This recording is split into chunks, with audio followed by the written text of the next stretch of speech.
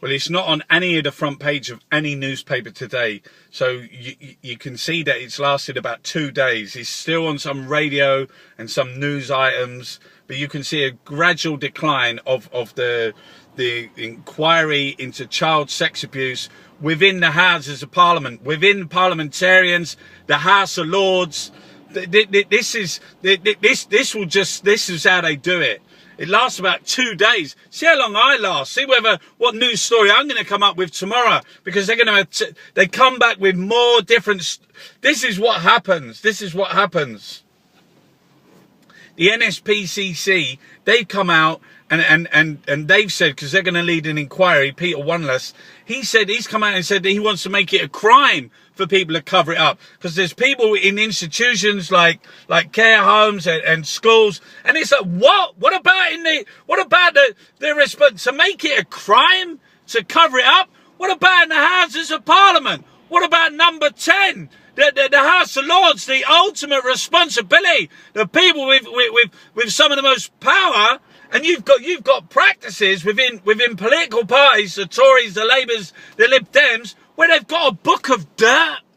They have a book of dirt where the whip, he writes down everybody's name, and child sex abuse, small boys, so that their loyalty is guaranteed, so they'll vote on their policies for the corporations, for the banks, for the people that pay the... What the hell is that?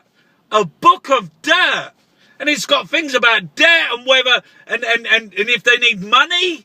What kind of sickness, what kind of disease is that? That's a democracy. A book of dirt. So they can blackmail. They've been blackmailing. You think some of the laws, some of the policies, some of the things we have today have been coerced through blackmail? People vote and elect a member. What kind of... And see, this Peter, he isn't calling for the arrest. He isn't calling for an investigation into MPs, into parliamentarians, into military, into the police, into the senior civil servants. He isn't calling for that. They want to make it a crime for anyone that covers up. Then they want to say you got to have evidence, not even suspicion. You got to have evidence. And then the book of dirt, and you've got Baroness Sloss, you've got Baroness Butler Sloss, who's been appointed. This guy, they said that the NSPC is part of the establishment. And now they're going to get Baroness Butler Sloss, and she's already in the House of Lords. She's already part of the establishment. You've got her brother, Sir Michael Havers. He's the one who failed to prosecute, who said, he was the Attorney General, said, we are not prosecuting Sir Peter Heyman, the deputy head of the MI6. He's immune. Said he didn't want to do that. He said, no, you can't have him. And they called him Mr. Henderson. And he was embarrassed, and he said, I feel really bad because of like all this disgusting, despicable, obscene, criminal. He's got child sex abuse on and watching and sending it out. He was part of the paedophile exchange. So her brother, not that's got like she could be.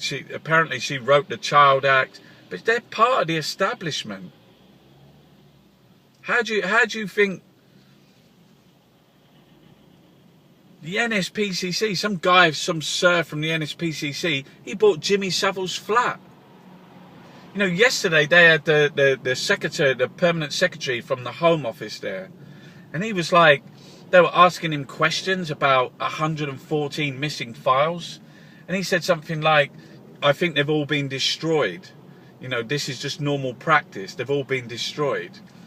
Well, can you tell us the serial numbers of the files? I don't know them. You don't know this. The serial numbers. Can you tell us what the title of the files?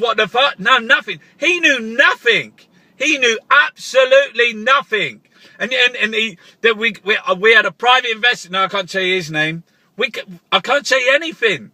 Now that is the permanent secretary asking yesterday. He felt like a brick. The cover up continues. Where's the headline of that? Permanent secretary of the Home Office, Theresa May, talking about transparency. They just disappeared. No, they've been destroyed. Why? Because that's what we do. They're telling you blatantly to your face. It's not normal practice. It's normal practice on a cover-up. It's normal practice on child sex abuse where they don't want you to know that there's parliamentarians involved, that the royals are involved. Now, there was a guy on Channel 4 News last night, Ian McFadden. He was amazing. He was so incredible. He spoke he's a survivor of child sex abuse in a school. I think it's called Caldecott. He was lucid. He had so much clarity, and he's been through all. He was on the street. He said he was homeless. He was a heroin addict. As a consequence, his life is at times unmanageable. He takes risks. And he talked about the impact that it had, and what his teachers done in this boarding school.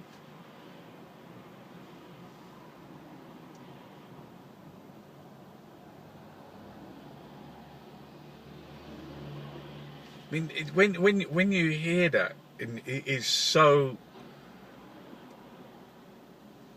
I remember when I was in my because I was on the streets and I got taken into care and put into was in this place for about a year, and there was I was in group therapy, and the stories that I heard and the things that this guy was so tough, and he'd come from prison into this care home, and then he was talking about when he was younger and he was being abused, and he had his little brother who was he was 12 and his brother was 11,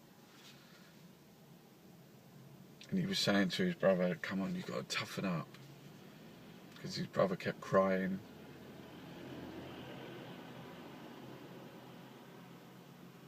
And they were being abused. And he was so tough, this guy. But it was appalling, and he broke down. And last I heard, he instead of recovery and getting, he ended up back in prison. He ended up back in, I don't know where he is now.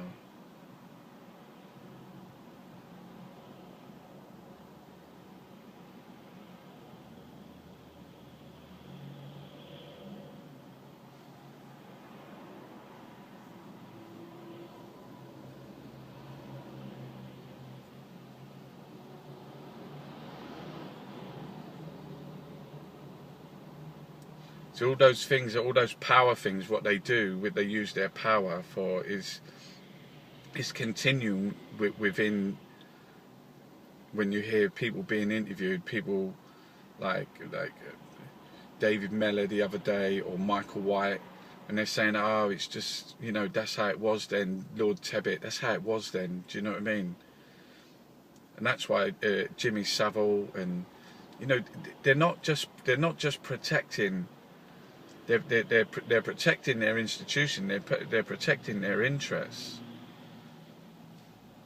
But still, now today, they don't want a scandal. They'll still protect it. They don't want, and that's why you have all those libel laws, and that's why you have all this.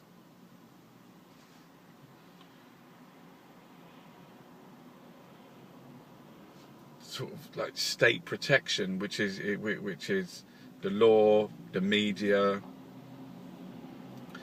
people in positions of power,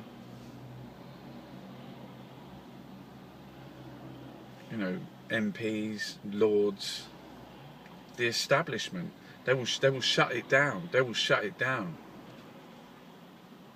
It was just like yesterday in